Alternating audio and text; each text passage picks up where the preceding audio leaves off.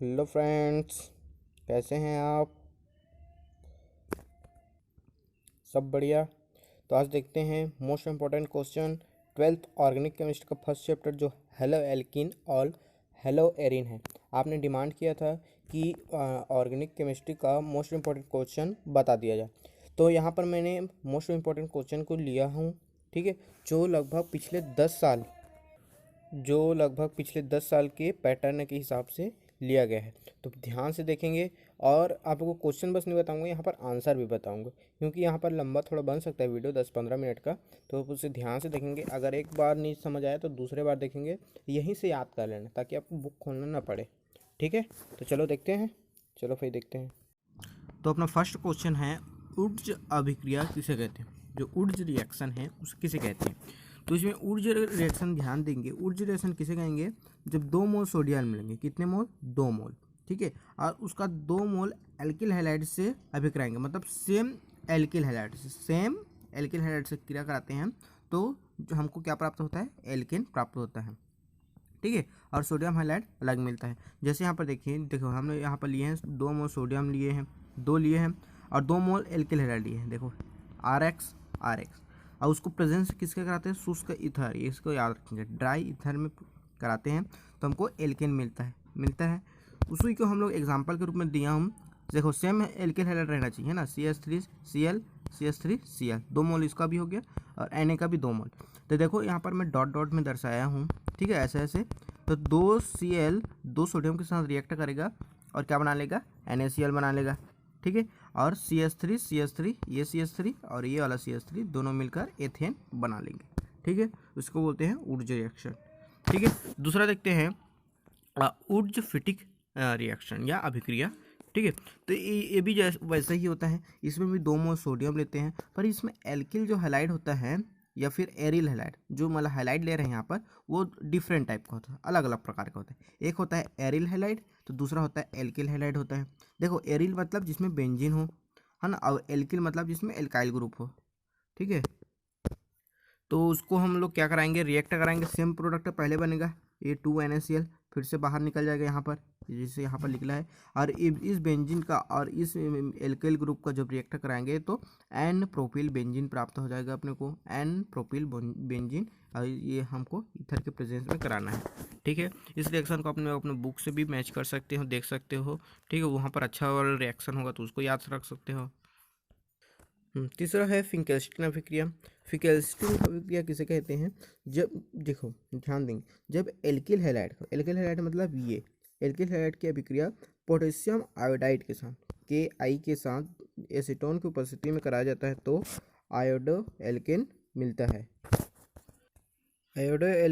मतलब उसका रिएक्शन इस प्रकार से होता है, जैसे RCl हो गया, इसको Ki, और ये एसीटोन हो गया और इसको Ri, मतलब आयोडो एल्केन बनता नहीं। इसको अलग रिएक्शन के रूप में ले सकते हो, R की जगह ले लो CH3, Ki तो Ki ही रहेगा, तो इस R की जगह बस आ जाएगा CH3, मतलब CH3I, यहाँ पर प्रोडक्ट बन जाएगा आयोडो एल्केन या आयोडो मेथेन, ऐसा बोल सकते हो।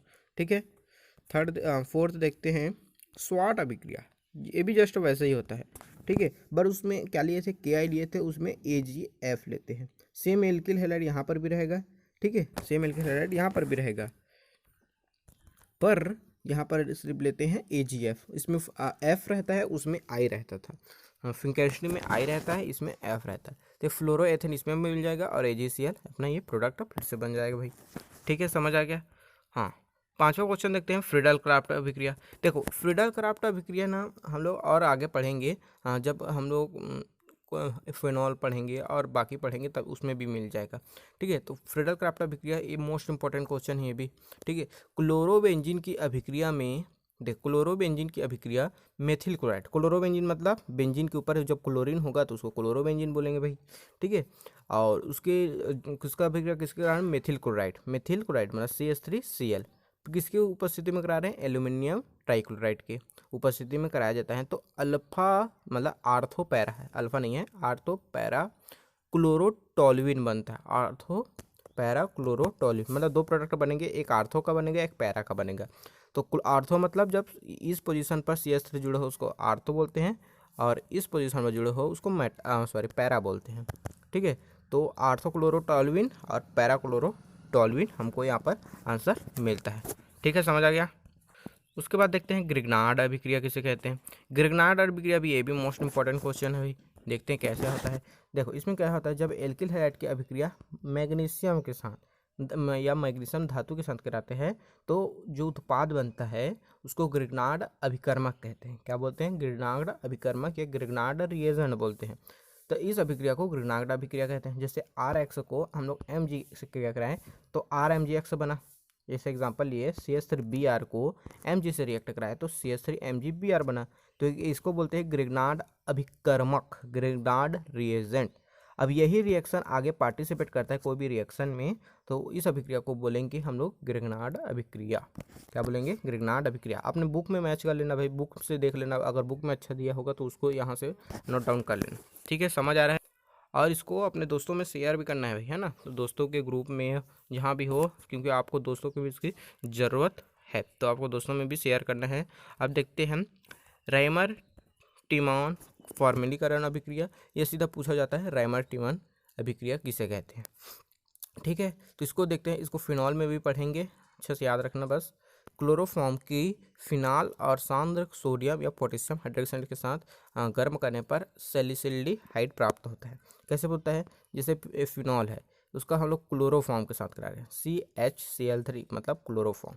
ठीक है, याद रखना जब क्लोरोफॉर्म से क्रिया कराएंगे तो सैलिसिल्डिहाइड बनता है, लेकिन इसी का भी अभिक्रिया हम लोग CCl4 कार्बन टेट्राक्लोराइड से कराते हैं तो वहाँ पर बनता है सैलिसिलिक एसिड बनता है। ठीक है, तो KOH ले लिए।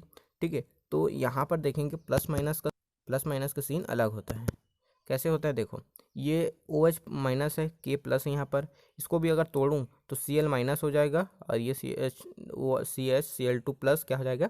पॉजिटिव में हो जाएगा। उसके आधार पर देखेंगे तो यहाँ पर जो OH बनेगा, यहाँ का जो OH KOH का OH यहाँ पर बाइंड हो जाएगा और यहाँ का CH2Cl यहाँ पर जाकर बाइंड हो जाएगा। ठीक, और KCl और वाटर बाहर निकल जाए। यहाँ का OH और यहाँ का H बाइंड होकर वाटर बाहर निकल जाएगा। ठीक है, समझ रहे हैं ना। उसके बाद यही फिर से प्रोसेस चलेगा। तो ये कहाँ जो एक मतलब यहाँ का Cl2 दोनों बाहर निकल जाएगा, उसकी जगह OH2 बाइंड हो जाएगा। कहाँ का OH2? ये KOH का 2 OH बाइंड होगा वहाँ पर। ठीक है, अब उसके बाद फिर से इसका अभी आगे प्रोसेस को बढ़ाएं तो यहाँ का वाटर फिर से बाहर निकल जाएगा, एक वाटर, यहाँ पर CHO बन जाएगा। तो इस प्रकार से सैलिसिल्डिहाइड बनता है। ठीक है, समझ आ गया, याद रखेंगे भाई।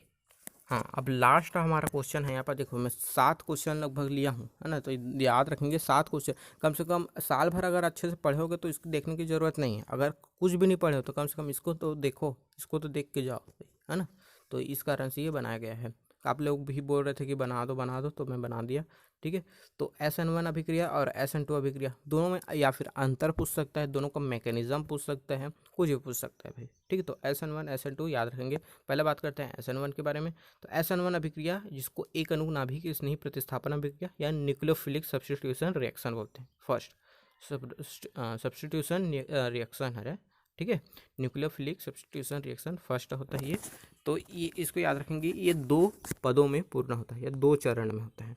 2 चरण में कैसा होता है? रिएक्शन को दिखाऊंगा, समझ आएगा, याद रखेंगे। प्रथम पद में क्या होता है? एल्काइल हैलाइड से कार्बोनियम आयन बनता है, मतलब एल्काइल हैलाइड ब्रेक होता है और कार्बोनियम आयन बनाता है, और यहाँ धीमी गति से होता है। ठीक है, यहाँ वेग निर्धारक पद है। तृतीय पद में आक्रमणकारी न्यूक्लियोफाइल से बाइंड होता है और अंतिम उत्पाद बनाता है। ठीक है, और इस अभिक्रिया में अभिक्रिया का वेग एल्किल हैलाइड की सांद्रता पर निर्भर करता है, ना कि न्यूक्लियोफाइल पर।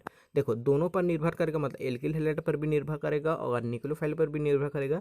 तो एक अणुक नहीं आएगा, ये द्वि अणुक हो जाएगा, SN2 हो जाएगा वो। एक मतलब SN1 का मतलब है केवल एक पर निर्भर करता है, एक की सांद्रता पर। तो किसकी सांद्रता पर? एल्काइल हैलाइड की सांद्रता पर निर्भर करता है। सभी तृतीयक हैलाइड तथा कभी कभी द्वितीयक हैलाइड इस प्रकार की अभिक्रिया दर्शाते हैं। मतलब तृतीयक हैलाइड मतलब जो 3 डिग्री हैलाइड होता है, उसके बाद 2 डिग्री, उसके बाद 1 डिग्री। तो 3 डिग्री हैलाइड सबसे अच्छा रिएक्शन दर्शाएगा। जैसे यहाँ पर दिखाया है 3 डिग्री हैलाइड, जिसमें 3 एल्किल है मतलब मेथिल 3 ठो है और एक हैलोजन है। ठीक है, तो इसको देखते हैं। देखो पहले ही दोनों इसको क्या करेंगे? तोड़ेंगे। तो यहाँ X बाहर निकल जाएगा, X बाहर हो जाएगा। ठीक है। और यहाँ पर एक्स जैसे टूटेगा तो यहाँ पर कार्बन पर प्लस चार्ज लगेगा, उसको बोलते हैं कार्बोनियम आयन। अभी कार्बोनियम आयन इससे बाइंड होगा ओ एच से, मतलब जो क्या है न्यूक्लियोफाइल है, तो न्यूक्लियोफाइल इस पर अटैक करेगा, यहाँ पर अटैक करेगा। देखो ध्यान से देखेंगे, न्यूक्लियोफाइल क्या है, ये ओ एच है, ये यहाँ पर कार्बन पर अटैक करेगा यहाँ पर, और ये ओ एच को यहाँ पर जोड़ देगा और के एक्स बाहर निकल जाएगा, ठीक है। और दो चरणों में क्यों बोला, क्योंकि पहला चरण में क्या आ रहा है, कार्बोनियम आयन बन रहा है, और दूसरे में ये प्रोडक्ट बन रहा है, तो इस कारण इसको दो चरण में बोले थे, ठीक है। अब अगर SN2 देखें तो SN2 में होता क्या है देखेंगे। SN2 होता क्या है, यहाँ एक पद में पूर्ण होता है, मतलब डायरेक्ट बन जाता है, ठीक है। सभी प्राथमिक हैलाइड इस प्रकार के अभिक्रिया, मतलब 1 डिग्री 2 डिग्री और 3 डिग्री इसका क्रम है, 1 डिग्री 2 डिग्री 3 डिग्री क्रम है इसका। इस अभिक्रिया में आक्रमण काबिल नाभिक स्नायु हैलाइड के युक्त पीछे की दिशा से आक्रमण करता है, ये सामने से मतलब मुंह छिपा के आक्रमण करता है, सब हो सकते हैं, इसको सामने से अटैक नहीं करता है न्यूक्लियोफाइल, पीछे से अटैक करता है, तो इस कारण इसको इन्वर्जन बोलते हैं, ठीक है। इसमें एक अस्थायी संक्रमण अवस्था भी बनती है, कैसी बनती है मैं आपको दिखाता, ठीक है। ये यहाँ पर इसको रिएक्शन मैकेनिज्म को देखेंगे तो क्या कुछ लिखा गया है, यहाँ पर देखेंगे, सभी प्राथमिक हैलाइड तथा कभी कभी द्वितीयक हैलाइड इस प्रकार की अभिक्रिया दर्शाते हैं। जैसे देखो ये होगा CH3X, ये टूटा और CH3OH डायरेक्ट बन गया, ये OH यहाँ पर जाकर डायरेक्ट जुड़ गया, ठीक है। अब इसका देखो ये कहाँ OH कहाँ पर जाकर जुड़ रहा है, देखो बैक साइड पर, इसके बैक साइड पर अटैच हो रहा है, देखो यहाँ पर ये बैक साइड पर जुड़ा, सामने की ओर जुड़ा क्या नहीं पीछे का। तो इस स्टेज को जहाँ पर OH जुड़ता है और X क्या हो सकता है बाहर भी ना निकला हो, ध्यान से देखेंगे, देखो CH3X का X बाहर ना निकला हो और इसका KOH का OH इससे पूरी तरह जुड़ा हुआ भी ना हो, उस स्टेज को हम लोग बोलते हैं संक्रमण अवस्था, तो इससे हमारा प्रोडक्ट बनता है।